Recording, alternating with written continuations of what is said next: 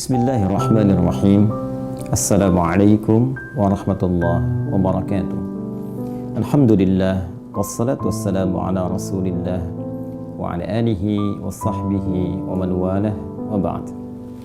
Saudara-saudariku, setelah Allah subhanahu wa ta'ala menurunkan surah Ad-Duha yang memberikan jaminan ketentraman, penyertaan dalam segala situasi yang dialami Nabi Sallallahu Alaihi Wasallam, baik suka ataupun duka, serta memberikan penguatan seperti halnya Allah menyelesaikan persoalan-persoalan di masa lalu.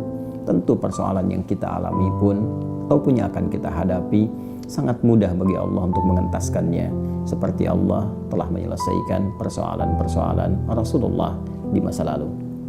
Ini memberikan satu ketenangan kepada jiwa, kelapangan kepada hati, dan pelajaran besar kepada kita umatnya, seperti yang pernah kami sampaikan di episode yang lalu, bahwa Allah tidak mungkin memberikan beban, ujian, kehidupan di luar batas kesanggupan kita.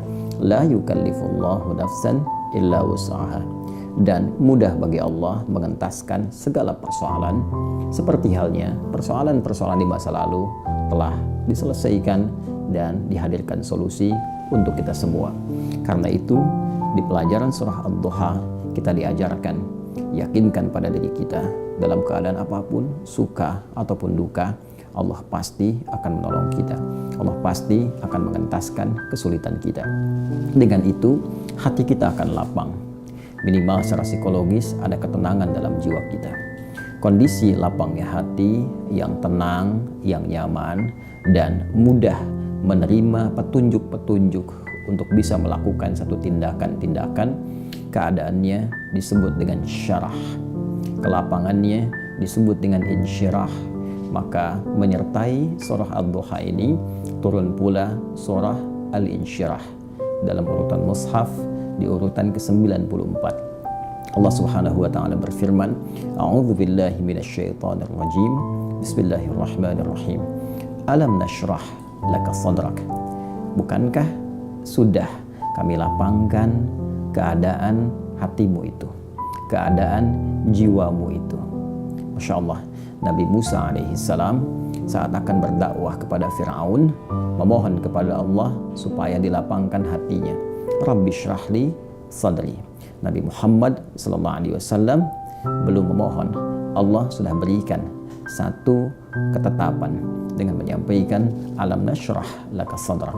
Bukankah sudah kami lapangkan keadaan hatimu itu.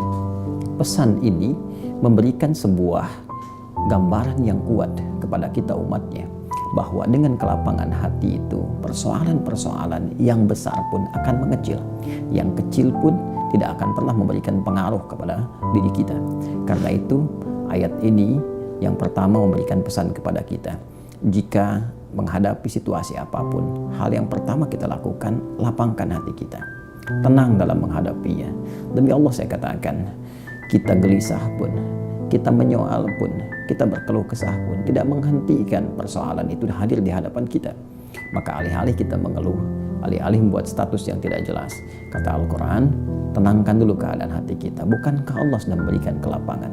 Kalau Allah berikan pada Anda kedamaian, kenapa Anda memilih gelisah? Kalau Allah sudah hadiahkan pada kita ketenangan yang bisa kita dapati, kenapa kita harus memilih kegelisahan?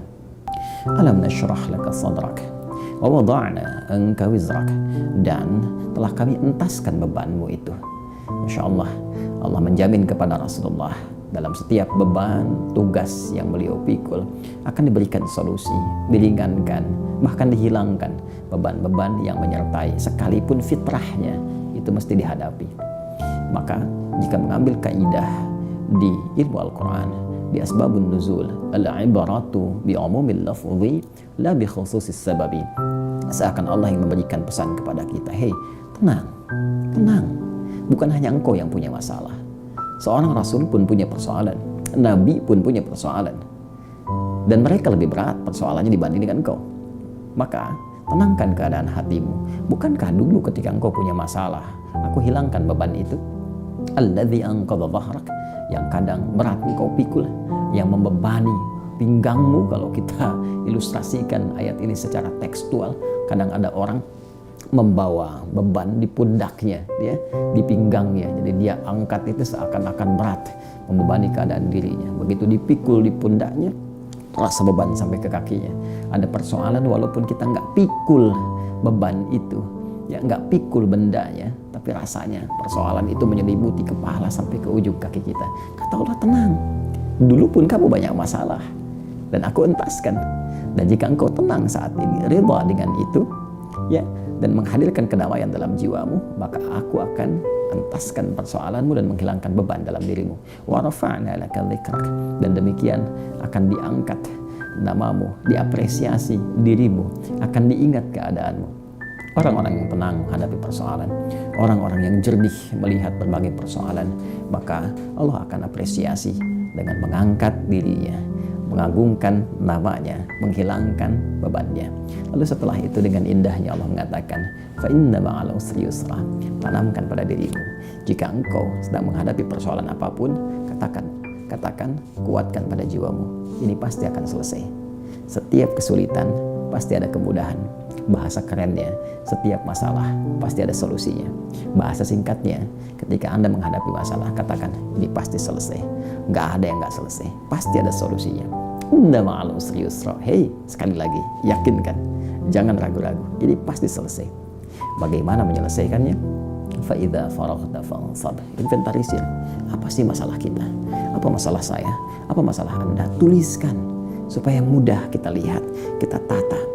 Kemudian kita berikhtiar mencari jalan keluar dengan keadaan yang damai, hati yang tenang, jiwa yang bersih, maka semua itu akan mudah dirumuskan dan ikhtiar akan terbentang dengan baik sepanjang kita mau melakukannya.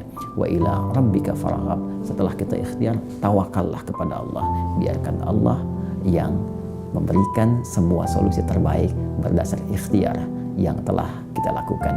Al-insyirah, kelapangan, ketenangan dalam keadaan jiwa yang menghadirkan solusi. Jiwa yang tenang menghasilkan hasil dan kreativitas yang cemerlang. Assalamualaikum warahmatullahi wabarakatuh.